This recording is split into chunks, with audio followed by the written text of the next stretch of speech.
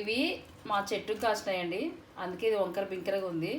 మామూలుగా బయట కొనేటివి అయితే నీట్గా ఉంటాయి కదా చూడడానికి, అవి ఎప్పుడో కోసి ఎప్పుడో మా ఎగబడినట్టు ఉంటాయి. ఇవి జస్ట్ చెట్టు మీద నుంచి తీసుకొని వచ్చాము, అందుకే ఇది ఇట్లా వంకర బింకరగా ఉంది. పీల్ తీస్తున్నా చూడండి, నీట్గా ఇట్లా పీల్ తీసుకొని కట్ చేసి పెట్టుకొని ఫ్రిడ్జ్లో పెట్టుకున్నామంటే 2 వీక్స్ అయినా తినచ్చు, ఏం చెడిపోవు.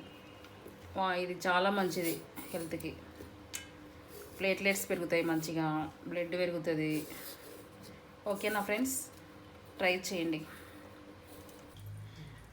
హలో ఎవరివన్, మా హస్బెండ్ కట్ చేస్తుండు పప్పయ్య, ఒకసారి చూడండి.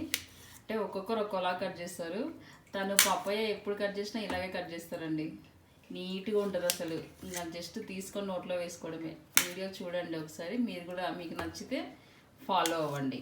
ఓకేనా?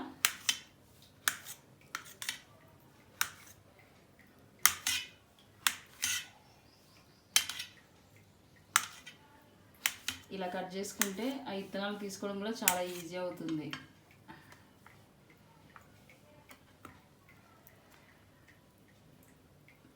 పొడుగా కట్ చేసామనుకోండి అవి తీయడం కొంచెం ఇబ్బంది అవుతుంది.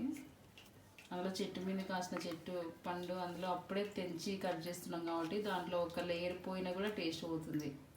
చాలా టేస్టీగా ఉంటాయి ఇవి. చూడండి ఎంత నీట్గా వచ్చాయో, అసలు ఒక్క ఇత్తనం కూడా లేదు. చూడండి ఎంత నీట్గా ఉందో పండు. జస్ట్ తీసుకొని తినడమే ఇంకా.